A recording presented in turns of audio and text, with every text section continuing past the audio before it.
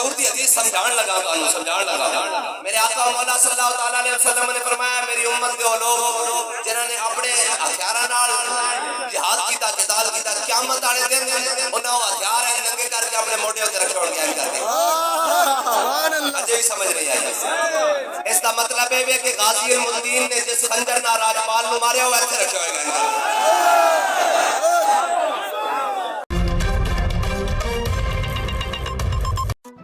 خبر شامل کرتے ہیں سرگودا سے ہمارے ڈسٹرکٹ رپورٹر اسد علی حیدری کی رپورٹ کے مطابق سرگودا کے نواحی علاقہ بدر رانجھا نزد سیال موڑ تحریک لبیک پاکستان PP75 کے زیر اہتمام ختم نبوت کانفرنس کا اہتمام کیا گیا جس کی صدارت ضلع سرگودا کے امیر سید صادق الامین شاہ صاحب نے کی